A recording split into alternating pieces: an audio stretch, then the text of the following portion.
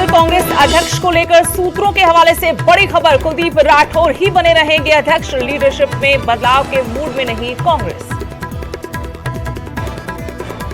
BJP राष्ट्रीय अध्यक्ष JP Nadda का हिमाचल दौरा। शिमला में बैठकों के बाद आज बिलासपुर होंगे रवाना। बीजेपी को बूस्ट करने हिमाचल आए हैं नड्डा। आम आदमी पार्टी को हिमाचल में तगड़ा झटका। अध्यक्ष अनूप केसरी, संगठन महामंत्री सतीश ठाकुर और ऊना जिला अध्यक्ष इकबाल सिंह हुए बीजेपी में शामिल। तीनों को जेपी नड्डा और अनुराग ठाकुर ने दिलाई पार्टी की सदस्यता। अनुराग ठाकुर पर अरविंद केजरीवाल का पलटवार। कहा, ईमानदारी से किया होता जनता के लिए काम तो दूसरी पार्टियों के दागियों के पांव पड़ने की नहीं पड़ती जरूरत। अनुराग ठाकुर का आम आदमी पार्टी पर निशाना। हिमाचल में नहीं चलेगी आम आदमी पार्टी की झाड़ू, जमानतें होंगी जब्त।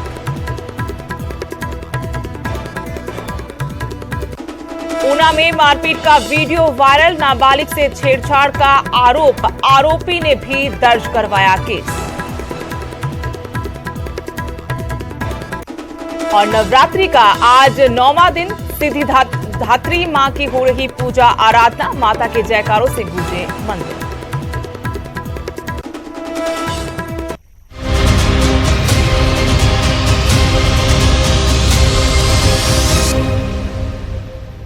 नमस्कार, स्वागत है आपका। आपके साथ मैं हुस्तेश नैन मोर। बुलेटिन की शुरुआत करेंगे देवभूमि के चुनावी दंगल से जुड़ी बड़ी खबर के साथ। हिमाचल कांग्रेस अध्यक्ष को लेकर यह बड़ी खबर आपको बता रहे हैं। कुलदीप राठौर ही हिमाचल कांग्रेस के अध्यक्ष बने रहेंगे।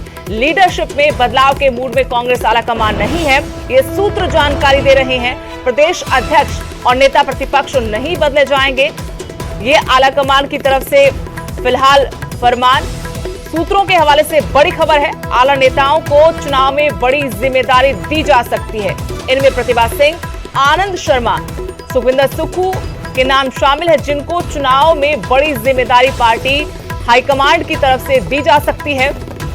और जानकारी के साथ शिमला से मेरे सहयोगी रणबीर सिंह जुड़े हैं। रणबीर, लगातार अटकलें थी कि बड़ा बदलाव चुनाव से पहले हिमाचल कांग्रेस में देखने को मिल सकता है, लेकिन अब सूत्र कह रहे हैं कि ऐसा कुछ होने वाला नहीं है।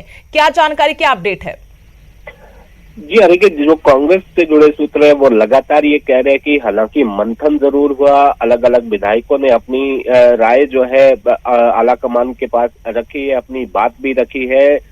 इसी वजह से ये कयास जो है लगाए जा रहे थे। जिस तरह से मुकेश अग्निहोत्री और सुखविंदर सिंह सुक्खू से अलग अलग जो मुलाकात हुई है, उसके बाद अब ये जानकारी निकल कर आ रही है कि शायद कांग्रेस आलाकमान जो है अब इस पक्ष में नहीं है।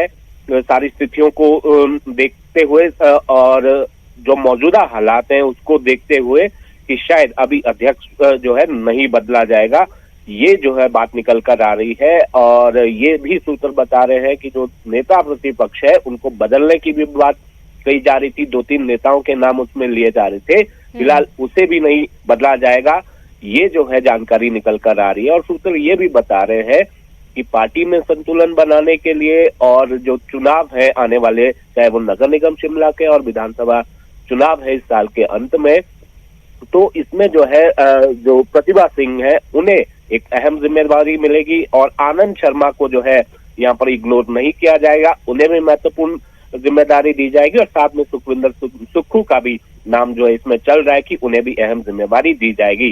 जिस तरह से ये भी बात निकल कर आई कि पहले ये बताया जा रहा था कि जब ये बात निकल कर आई कि मुकेश अग्निहोत्री को अध्यक्ष बनाया जाना है, तो ये जो कांग्रेस सूत्र बता रहे हैं कि उनके पक्ष में जो है कुछ एक विधायक नहीं थे और उन्होंने अपनी बात भी रखी थी। और दूसरा ये जो तर्क निकल कर आ रहा है कि अभी जो है नगर निगम चुनावों के बाद जो है मॉनसून सत्र आना है। हालांकि सत्र बहुत छोटा सा होगा, 4 से या 5 दिनों में। और जिस तरह से मुकेश अग्निहोत्री ने अब तक सरकार को घेरा है और अपनी जिम्मेदारी बखूबी से निभाई है, नेता प्रतिपक्ष के तौर पर मजबूती से जो है कांग्रेस का पक्ष भी रखा है, कई मोर्चों पर जो है मुख्यमंत्री समेत पूरी सरकार को घेरते हुए नजर आए।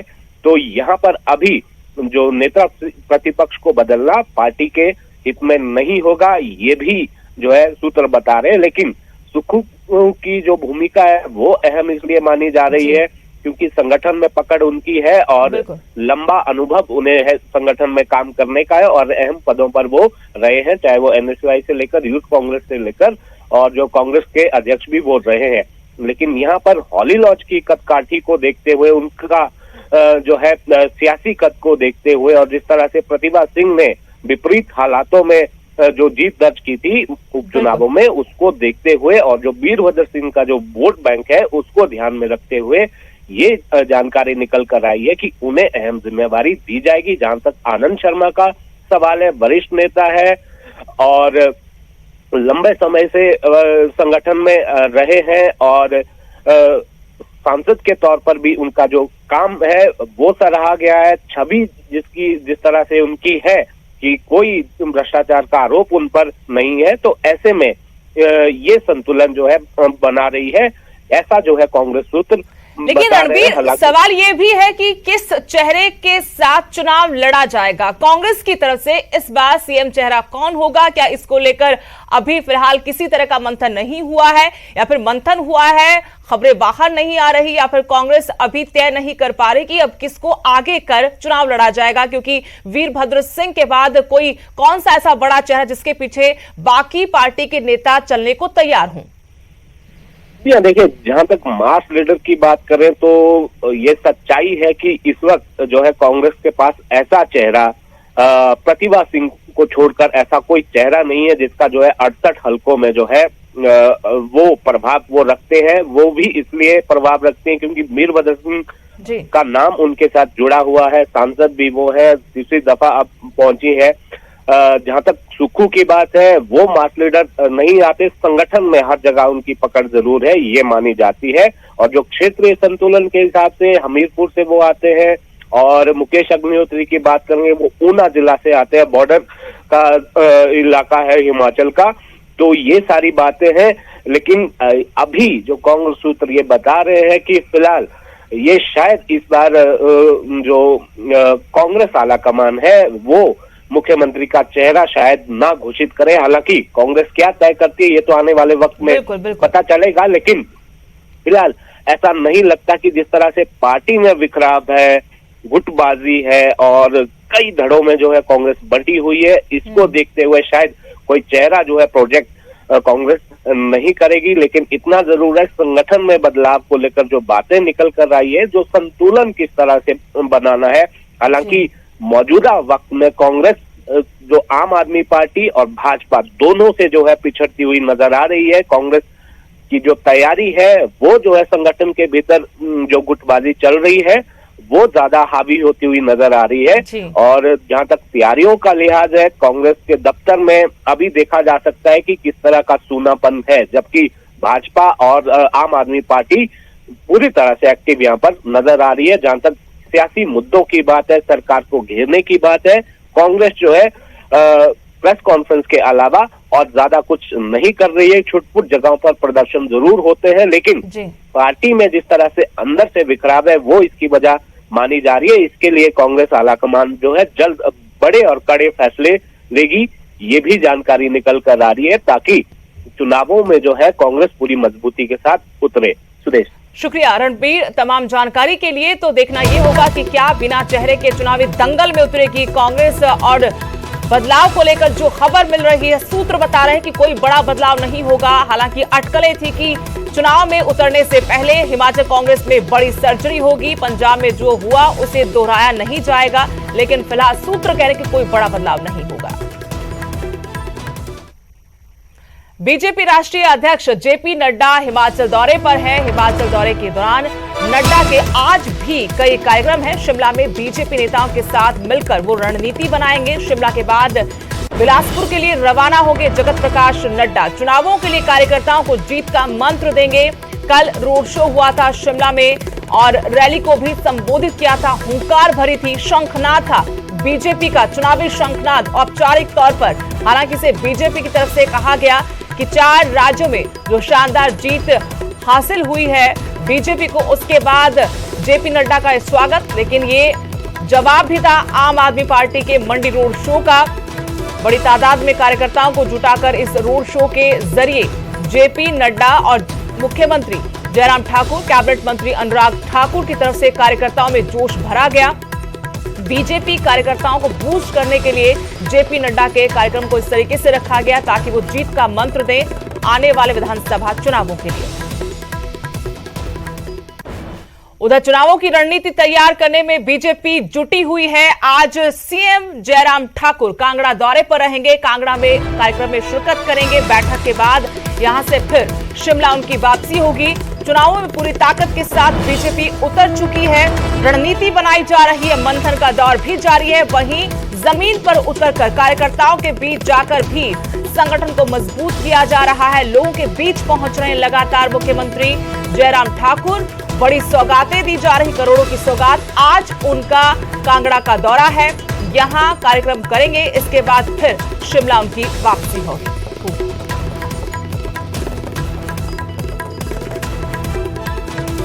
कांगड़ा से मेरे सहयोगी विचित्र शर्मा फोन लाइन से जुड़ गए। विचित्र, जानना चाहते हैं आज मुख्यमंत्री जयराम ठाकुर का जो कांगड़ा का दौरा है, क्या शेड्यूल आज उनका रहने वाला है? जी बिल्कुल सुदेश, मैं आप लोगों को आपको बता दूं कि आज जो मुख्यमंत्री जयराम ठाकुर कांगड़ा आ रहे हैं वो एक अर्धदिवसीय दौरा है। और ये जो दौरा है एक तरह से हम ये मान के चलें तो ये एक निजी तरह से दौरा है, क्योंकि अभी बहुत लंबे अरसे के बाद जो वो राधा स्वामी सत्संग जो प्रौढ़ है वहां पर जो है सत्संग हो रहा है और बीते 2-3 दिनों से वहां पर सत्संग हो रहा है। लाखों की संख्या में लोग यहाँ पर पहुंचे हुए हैं और उसी में से मुख्यमंत्री से भी अपील की गई थी कि वो भी यहाँ पर इस सत्संग में आएंगे तो बहुत सही रहेगा। तो ऐसे में मुख्यमंत्री की ओर से वो अपील भी उनकी ओर से स्वीकृति प्रदान की गई थी और उसी के चलते ये जो दौरा है वो रखा गया है। सुबह 9 बजे का ये दौरा था और 9:30 बजे के करीब जो है उनको वहाँ पहुंचना है। हालांकि अभी जो है उनका जो चॉपर है वो बताया ही जा रहा है कि जो कृषि एग्रीकल्चर यूनिवर्सिटी है पालमपुर में, वहां पर जो है वो उतरने वाला है और उसके बाद जो है वो फिर सत्संग में जाएंगे और करीब 12:30 बजे तक जो वो यहीं पर रहेंगे। और इस दौरान जो है बहुत से लोग यहाँ पर पहुंचे हुए हैं और अर्ध दिवसीय दौरा ही यहाँ पर रहने वाला है। दूसरी तरह की जिस तरह से अमूमन मुख्यमंत्री जो है वो कांगड़ा पहुंचते हैं या कहीं और क्षेत्रों में जाते हैं इस देश, तो कई तरह की परियोजनाएं होती हैं, बहुत से शिलान्यास होते हैं, उद्घाटन होते हैं। तो आज उस तरह से कोई भी शिलान्यास और उद्घाटन होने वाला नहीं है। ये जो दौरा है वो बिल्कुल एक तरह से निजी भी है और यूं भी मुख्यमंत्री जो है वो लंबे अरसे के बाद इतना बड़ा सत्संग वहां पर हो रहा है उसमें शरीक होने के लिए आ रहे हैं। शुक्रिया विचित्र जानकारी देने के लिए। तो ये मुख्यमंत्री का दौरा पूरी तरह से निजी बताया जा रहा है, एक सत्संग में वो शिरकत करेंगे, उसके बाद फिर राजधानी शिमला वापस लौटेंगे। कांगड़ा पहुंच रहे हैं, कुछ देर बाद बताया गया कि उनका चॉपर लैंड करेगा, इसके बाद सीधे वो सत्संग में जाएंगे, वहां कुछ वक्त बिताने के बाद राजधानी शिमला लौट जाएंगे। शिमला में जहां एक तरफ बीजेपी के राष्ट्रीय अध्यक्ष जेपी नड्डा ने रोड शो कर केंद्र और जयराम सरकार की उपलब्धियां गिनवाई, तो वहीं दूसरी तरफ कांग्रेस की राष्ट्रीय प्रवक्ता अलका लांबा ने महंगाई के मुद्दे पर केंद्र सरकार को घेरा। कहा कि जनता महंगाई से परेशान है और पीएम उपलब्धियों का ढोल पीट रहे हैं। वहीं जेपी नड्डा के रोड शो पर भी अलका लांबा ने तंज कसा। कहा लगता है कि अब जेपी नड्डा और अनुराग ठाकुर दिल्ली के हो गए हैं, वरना गृह राज्य में कौन स्वागत करता है।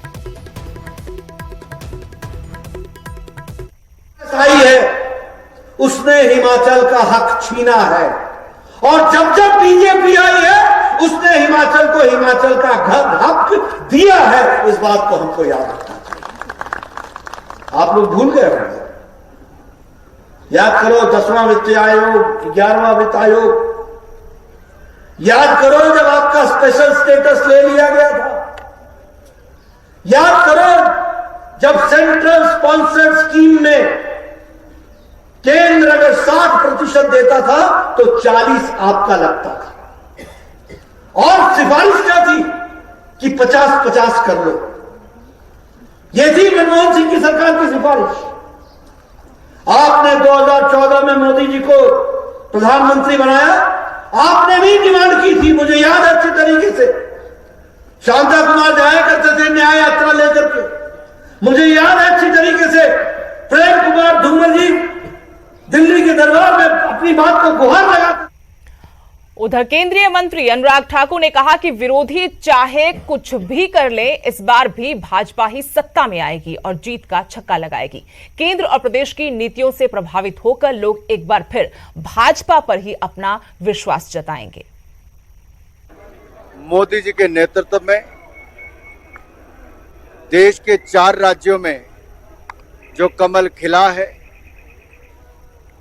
वो एक बड़ा ऐतिहासिक जीत भारतीय जनता पार्टी की हुई है और भारतीय जनता पार्टी के सम्माननीय राष्ट्रीय अध्यक्ष जी का हिमाचल आगमन उसके बाद हुआ है और ऐतिहासिक स्वागत अभिनंदन उनका इस जीत के बाद यहाँ पर हुआ। आगामी विधानसभा के चुनाव में हिमाचल में एक बार फिर कमल खिलाने की और भारतीय जनता पार्टी की सरकार बनाने का जो आग्रह किया है और जो जोश भरा है, आपने देखा सड़कों पर जो भीड़ उमड़ी है वो अपने आप में दिखाता है कि भाजपा का कार्यकर्ता। आम आदमी पार्टी की हिमाचल में अभी शुरुआत भर है, लेकिन शुरुआत में ही आम आदमी पार्टी छोड़ बीजेपी का दामन थाम चुके अनूप केसरी ने पार्टी पर अपनी जमकर भड़ास निकाली। अनूप केसरी ने कहा कि आम आदमी पार्टी हिमाचल में कार्यकर्ताओं की अनदेखी कर रही है। न्यूज 18 से एक्सक्लूसिव बातचीत के दौरान अनूप केसरी ने अपने ऊपर लगे आरोप साबित करने के लिए आम आदमी पार्टी को चैलेंज किया। कहा कि आरोप सिद्ध हुए तो वो राजनीति छोड़ देंगे।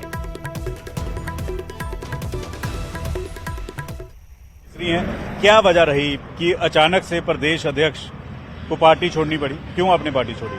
सबसे पहले तो आपका और आपके दर्शकों का बहुत बहुत धन्यवाद। देखिए, आज के समय में इस पद को छोड़ना कोई आसान बात नहीं होती। इस लेवल पे पहुंच गए, जबकि ग्राउंड से जुड़े हैं, पिछले 7-8 साल से पार्टी से जुड़े हुए हैं, पार्टी का काम कर रहे हैं। पिछले 20 दिसंबर 2020 को मेरे को अध्यक्ष की जिम्मेवारी दी गई, प्रदेश अध्यक्ष की। तब हमने शुरू से काम किया। 4 व्यक्तियों से कुनबा चलाते चलाते हम आज प्रदेश में हमने 7000 के करीब पदाधिकारियों का कुनबा खड़ा कर दिया। इतना कुछ करने के बाद भी जब कार्यकर्ता और पदाधिकारियों ने देखी होती है तो कार्यकर्ता बहुत दुख होता है, क्योंकि कार्यकर्ता केवल सम्मान की लड़ाई, सम्मान चाहता है और कुछ नहीं चाहता। जैसे ही 10 मार्च को पंजाब के इलेक्शनों का रिजल्ट आया, उसके बाद दिल्ली को हिमाचल पे नजर पड़ी। उससे पहले कोई मंत्री कोई यहां नहीं पहुंचते थे। कार्यकर्ता कैसे काम कर रहा है कोई ध्यान नहीं देता था। जैसे ही 10 तारीख का रिजल्ट आया, उसके बाद इमीडिएटली जो पहले हमारे हिमाचल के प्रभारी बनाए हुए थे, रितेश गुप्ता जी, ऑब्जर्वर सचिन राय जी, सबको साइडलाइन करके सत्येंद्र जैन जी को प्रदेश ऑब्जर्वर बना दिया गया, इंचार्ज बना दिया गया। दुर्गेश जी को जो है वो प्रदेश प्रभारी बना दिया गया। जिन्होंने 1.5 साल से मेहनत की है, रितेश गुप्ता जी को, उनको सह प्रभारी बना दिया गया। 2-3 और उनके खड़ी। बात ये नहीं है आए काम करें, लेकिन सम्मान उसको चाहिए। लेकिन ये कहा जाए कि आपको पार्टी निकालने वाली थी, लड़की का मामला था और इस वजह से आपको पार्टी निकालने वाली थी, लेकिन आप पहले ही बीजेपी में चले गए। बताएं मेरे को मामला, बताएं ना, लेके आए, कोर्ट में जाएं, पुलिस में जाएं, बताएं मेरे को लाके मामला वो क्या है, लड़की का मामला। इतनी ओछी घटिया राजनीति हमने कभी ना देखी ना सुनी। दिल्ली के डेप्यूटी सीएम मनीष सिसोदिया ने इस बारे में कहा कि बीजेपी की टॉप लीडरशिप को केजरीवाल जी का जबरदस्त खौफ है। भाजपा के अध्यक्ष जेपी नड्डा और होने वाले नए सीएम चेहरा अनुराग ठाकुर दौड़कर हिमाचल पहुंचे हैं और रात 12 बजे आपके एक पदाधिकारी को शामिल करवाया। सिसोदिया ने कहा कि महिलाओं के खिलाफ गंदी हरकत के आरोप में पार्टी अनूप केसरी को आज निकालने वाली थी। ऐसे लोगों की जगह भाजपा में ही है। सबसे बड़ी पार्टी के राष्ट्रीय अध्यक्ष रात को 12 बजे प्रेस कॉन्फ्रेंस करके आम आदमी पार्टी के एक ऐसे व्यक्ति को अपनी भारतीय जनता पार्टी में शामिल कराते हैं रात को 12 बजे, जिसके खिलाफ आम आदमी पार्टी को शिकायतें मिली हुई हैं कि वो महिलाओं से गंदी बात करता था, महिलाओं के खिलाफ उल्टा सीधा बोलता था, तुच्छी बातें करता था महिलाओं के बारे में।